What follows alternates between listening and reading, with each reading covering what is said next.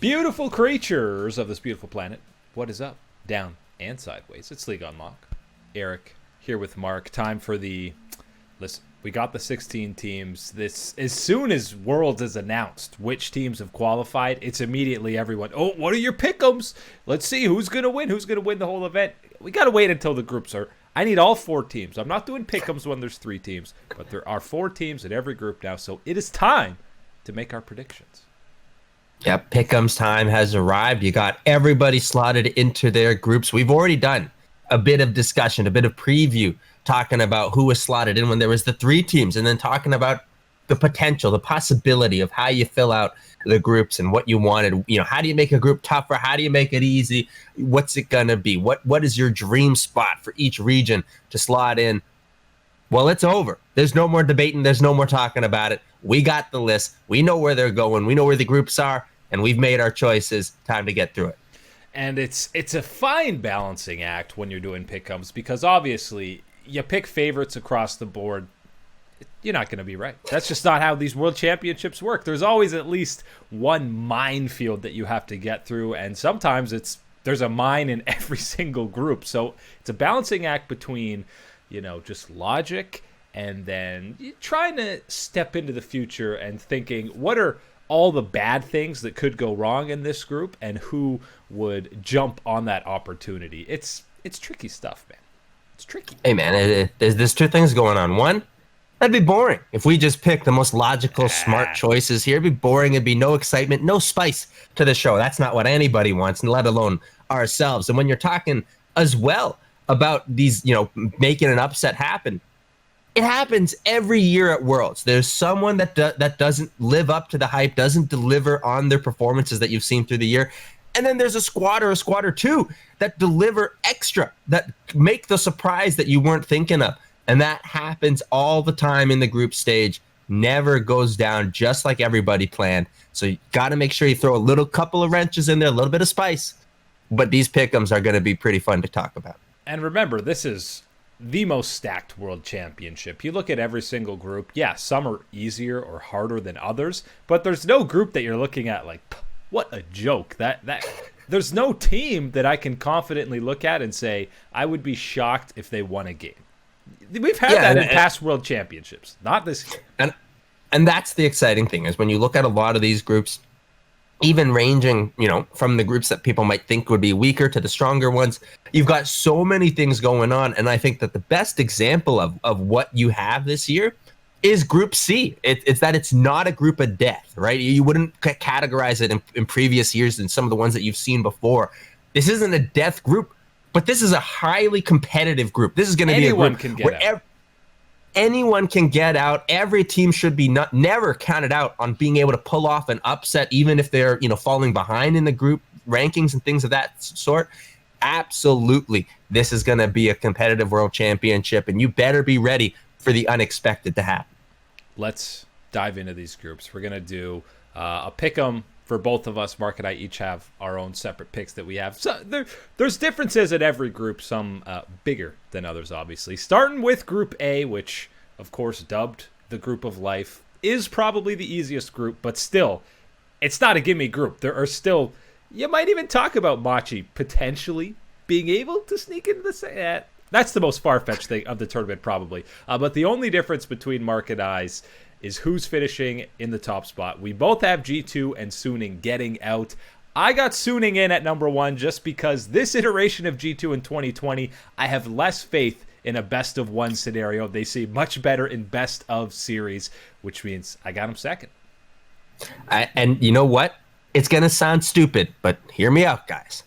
I agree with that. But that's exactly why I'm taking G2 as my top team in the group. Look, I've done a lot on this show talking about, don't sleep on Suning. I think a lot of LEC fans specifically in this group were sleeping on Suning and the players that they bring to this event.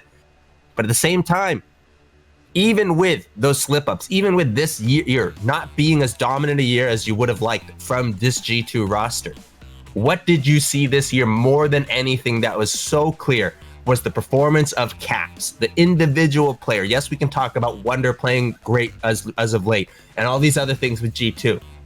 But for me right now, the big story and why they're going to find a way to take that number 1 seed it's going to be the play of Caps. He's going to bring those big carry shoes, and my boy, he is going to put on a show in Group A. Yeah, and he's clearly going to be the best mid laner in this group.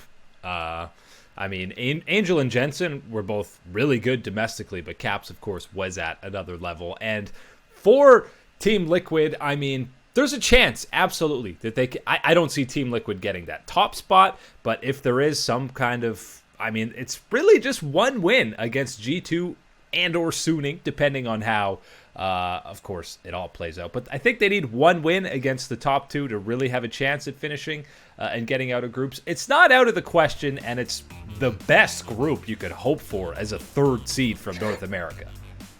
There was no better for Team Liquid, and when we're talking about them, I hope I'm wrong, guys. Guys, I want North America to do well. I'm on this trip for Worlds. I've told you, it's the investment. We're investing this year, North America. We're trying to make some gains, make some progress. The results, we can worry about being humiliated about that later. Let's work on making some improvements here. And with Team Liquid, this is an opportunity because you absolutely better believe in this group with G2 and Suning, yeah, they can find a way to punch up, make that upset happen, steal away a game from them. And as we talked about before, looking for that team, whoever is in the head-to-head G2 and Suning that loses that match, preying on them, trying to add in on their loss total. That is a key for Team Liquid to try and get out of this group. But why I don't have them getting out of this group is, unfortunately, we've seen it with North America, and we've seen it time and time again.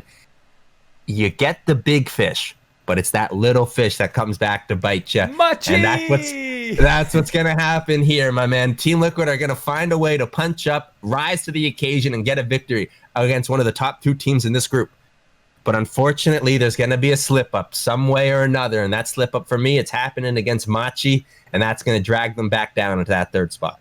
I got Machi winning 2 games in this group. I don't know who it's going to be against, and I don't know how it throws the wrench. Do they just 2-0 Team Liquid and completely ruin their chances? But I think this is far removed from having, wildcard teams of 2017, 2016. Even though Machi and their region, the PCS, isn't as highly touted as it's been in the past, still would not be shocked for them to pick up 1, maybe even 2 games, which means they could be vying for that third spot. But G2 and Suning still the consensus favorites for this group, and they should be. Mark and I just flip-flopped who gets the 1 seed in this group. Group B, the group, I mean, is it the group of death now? Who knows? I guess it is. There's basically 3 groups of death you could almost talk about. And again, the differences between our 2 Pickems comes with the ordering of the 2 teams. Both got JDG and Damwon coming out, and Mark switches, and he's going JDG number 1, which, I mean, if you just believe the LPL's that much stronger, then that's not that crazy a pick. And I know this is going to come to a shock to some people because I've been banging on that team drum for the boys over at Damwon for the last couple of months, weeks of doing any type of hype up for Worlds. I've been hyping up Damwon. I've been hyping up my boy Showmaker and what he's going to do. I've been hyping up both Ghost and Barrel down in the bottom lane, what they're going to be able to contribute. But I'm sorry, guys. I've been looking at this. I've been thinking about this group a lot, and I can't get it out of my head that in the group stage where you're gonna have these head-to-heads, I'm scared of what's gonna come through from Na'Vi and Yagao. That is my big scare because I think Zoom's gonna be a major issue that they're gonna have to deal with in this group. But you talk about what my boy Na'Vi and what my boy is going to be doing Yagao in the mid lane, those team fights, the pop-offs. Yeah. That's what I'm banking on in this group. Give me more of JDG at the top spot.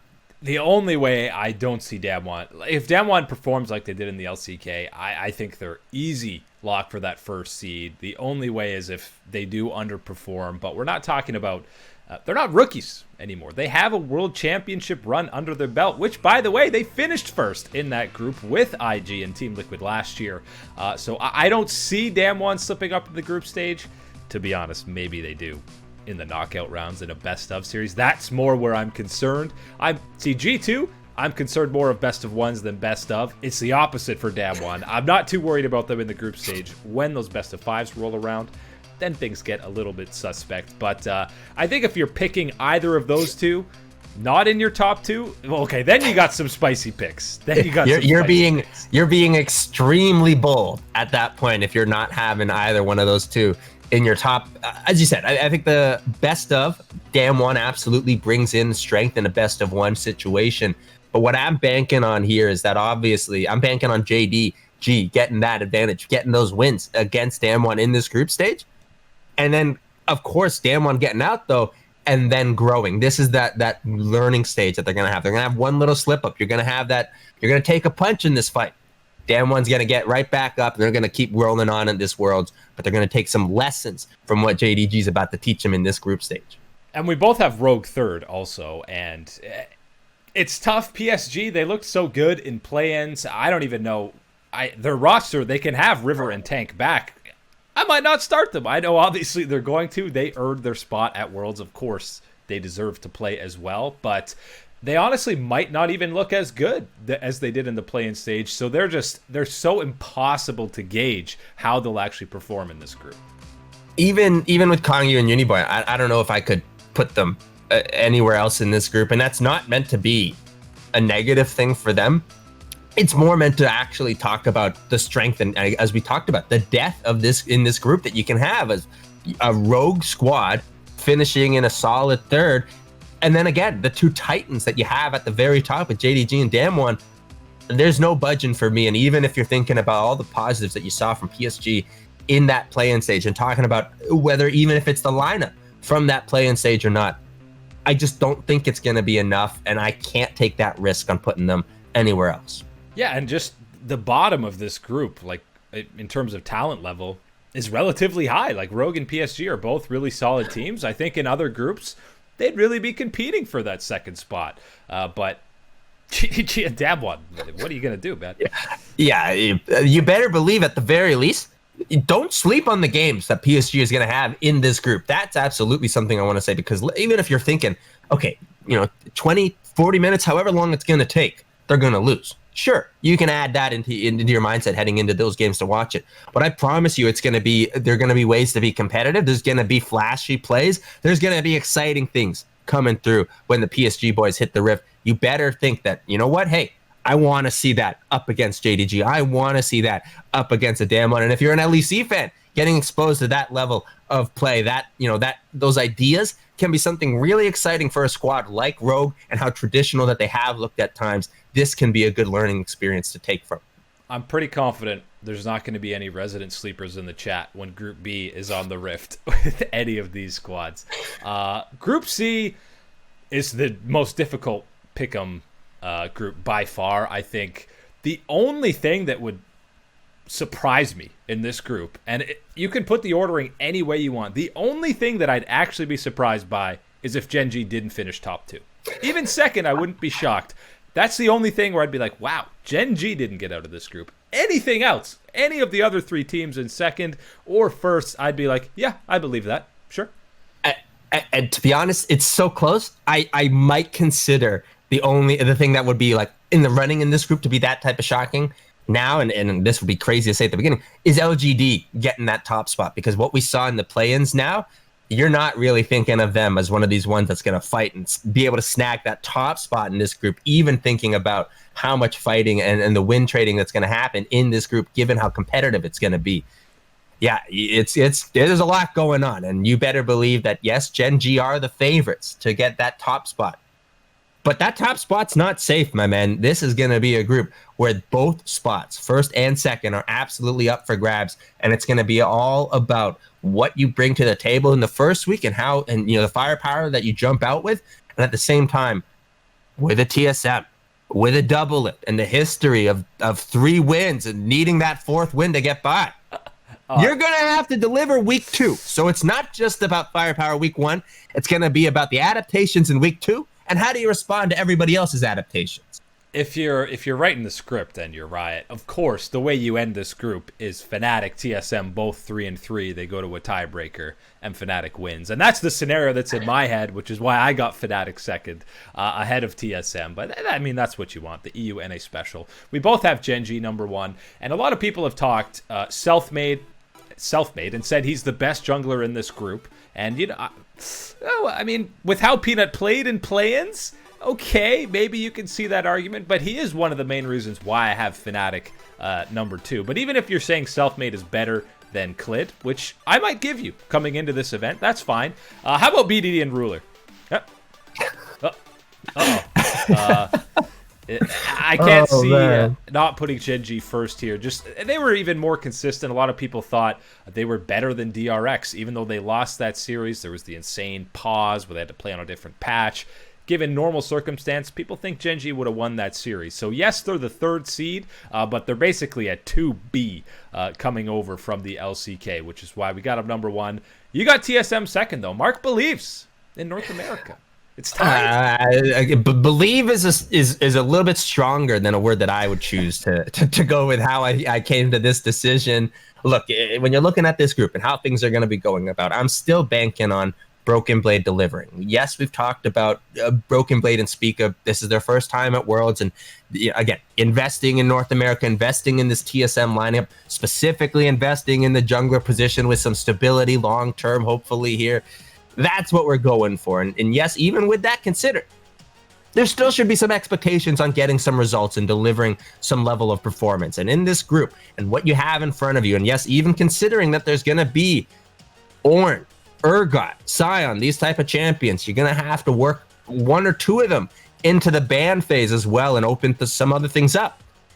Still considering that, I think the way that TSM plays, the attention that they can put into that top side is going to be an advantage for them. Even in a group with Rascal, with Bwipo, with Longjing, I think that the way Broken Blade plays and the way that he can be enabled from help from Speaka and from Bjergsen, that's going to be a big difference maker for me. And the other little factor, and I don't know how many times we're going to see this through draft, the Rakan. The Rakan pick for TSM and for Biofrost, he might be the best.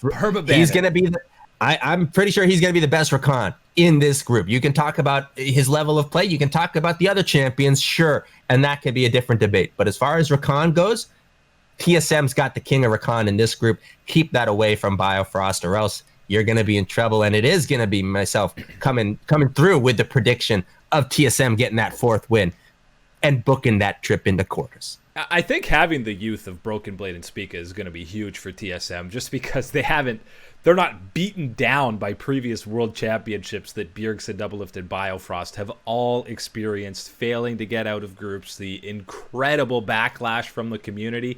Broken Blade and Speaka are so young early on in their careers. They're just, let's go, boys. Yeah, we take those. Yeah. They're completely unfazed mentally, whereas the other guys are the old men League of Legends. Oh, I saw the dark days of North America at Worlds. Man, the last time they were in China, those were the dark days of TSM getting ousted at Worlds. So looking for a reversal of fortune in this Group C. And for Fnatic or LGD, obviously Nemesis is going to be the big guy to keep an eye on. He needs to step up. If he plays at the level he did throughout a lot of the summer split against BDD, Bjergsen, and GA, that ain't going to cut it. No, my man, it ain't going to cut it. And look, I've still got a lot of faith in Nemesis to keep developing and deliver on it, and even deliver in the immediate term, right? To deliver now at this event and step up. I think that he can do it. Whether we're going to get to see it, that's obviously the $1 million question a lot of people are looking at. But this is important for Nemesis to step up and deliver, right? Last year we talked about getting experience, the mid lane pool, going up against Xiaogan, go up against Faker, things of that nature, adding into the term. That's what you want to be adding, that experience into your library of lifetime and what you're going to get. But at the same time, you're looking this year, you're looking at his counterparts that came into the LEC with him, Abadage, Humanoid, and what they were able to deliver and the performances and how they've stepped up and continued to grow. This summer has not cut it from Nemesis, and absolutely, this would be a wonderful time to show up and reverse your fortunes for the year. And he did have a couple good games against G2 in their first series. Second series in the finals, we'll kind of forget about those. But the first, they still have seen glimpses. I expect Nemesis will be better on the World Championship stage, and Fnatic will need that out of him. Finally, Group D, and now this is where I've sprinkled some ghost peppers on my Pickems, because there's always You know that hot sauce that you're trying to get a little bit on, and then you realize it doesn't have that little like stopper mechanism to stop after. It just you dump the whole thing on. Yeah, my man Eric, he's going all in on the spice, boys. Or it's you put the hot sauce in on your noodles, whatever you're eating, and then afterwards they say, "Oh, I already put sauce. It's it. Hot sauce is in the ingredients." The double, baby. Oh, shit, that's what we got here. So as we dive in, the big difference obviously is who we got at number 2, and this is the spicy pick that we've got on here. I got Unicorns of Love getting out of this group over DRX, which of course sounds absolutely insane. The Unicorns look great in play-ins, and listen, I'm still putting this at like a 10% chance of happening, but much crazier things have happened at Worlds, and if there is a team that's going to underperform to the expectations that we and everyone else has set for them, it's probably a team with 2 rookies at the World Championship who have had some up and downs, even though they had such an impressive 2020. Now, I can get on board with this, but the only chance that I'm making my purchase on this ticket is gonna be the first match between DRX and Unicorns of Love. However that goes, if Unicorns can pull off the upset in that first one, it's gonna have to be the first one, because you gotta rattle DRX for the remainder of the group stage. That's the key. You gotta get that upset, put that seed of doubt in their mind right away. And how you do it, if it's gonna happen, what I'm looking at, obviously, it's gonna be a hard task in a lot of areas. It's gonna be some fun picks. Yeah, absolutely. You're going to have to be something creative. I'm looking at, obviously, our boy Gadget down in the bottom side. Loves coming through with things creative. But at the same time, you're going up against Def, my man. And if you're talking about a lot of the ADCs around the world, yeah, you might be able to come up with something creative, get him off guard. Someone like Def and how he did with playing with mages and AP champions, you're not going to catch him off guard with what you're going to be doing. He's going to Deft here. We're talking slightly slumping Deft coming into this event. And that's fair. That's his performance that we're going to have to be looking at. But I think as far as experience goes and what you can expose to, he's going to be ready for whatever you're bringing down even there. So that's one thing that you're going to have to change from. For me, it's the top side. I'm looking at the boss. My man, the boss is going to have to come through against Doran. And that's the matchup I want to look at, because yes, Doran, I think, is going to be a strong player in this group, but he absolutely is not an immovable rock, right? This is not someone that you think cannot be taken to task in lane or outside of lane. And absolutely someone like the boss and the performances that we've seen through plans, he can step up and deliver that lane, that avenue for Unicorns of Love to find pressure and find a way to win. That's going to be their secret. I'm not banking on it, but I got the mild level of spice. I got that one drop of hot sauce in there for you guys. I got the Unicorns coming in third. That's not meant as any disrespect to FlyQuest. I love FlyQuest, love the Sequest fam.